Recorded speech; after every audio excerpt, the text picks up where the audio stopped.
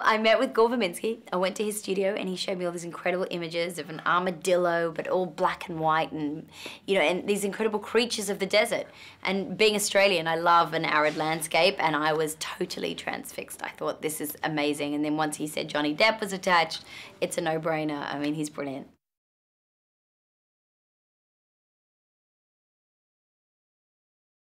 I didn't know much about the genre of the Western films, and I hadn't seen any of them, and I had to sit down and totally educate myself before I did the movie.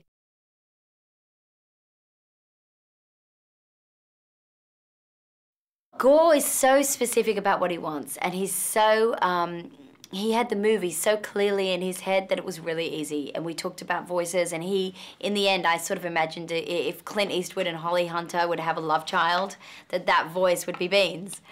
And Gore, and when I first came onto the movie, Gore had already, prepared a little visual for me, and Beans was already, very stiff character, walking a certain way, very no nonsense, and I already knew who she was. He had created her in his own imagination before I even showed up. So, to be honest, I just stepped into his boots. I didn't really,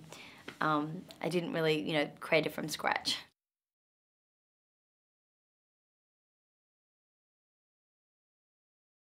It was just the greatest. You got up in the morning and you went to work, and then you shot a movie / play on a soundstage with cameras and with the other actors. So there's a humanity to the voices, and there's a complicity and a chemistry between us all because we were interacting for once.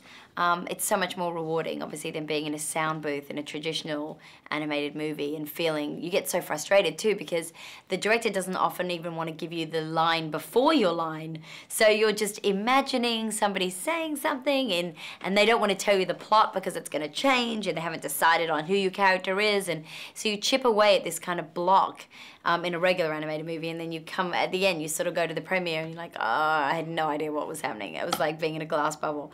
But this was so much more hands-on and messy and fun.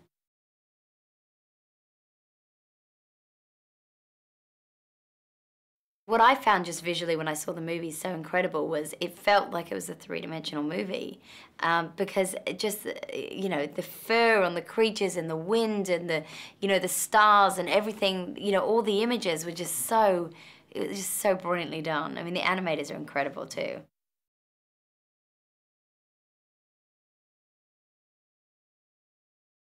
Johnny is just a total gentleman. He's brilliant, and I've always been attracted to his movies and gone to see them and been a fan, and since 21 Jump Street when I had his little poster on my wall. So for me it was just it was a total thrill to work with him, and he really is the way he approaches his work is so different from anyone else, and he really does make really interesting emotional choices within the scene and surprise you with a little mannerism or a tick. And every time he does a take, it's different. And so it's like watching, an amazing car changing gears on a racetrack. You're just blown away by how smooth it is.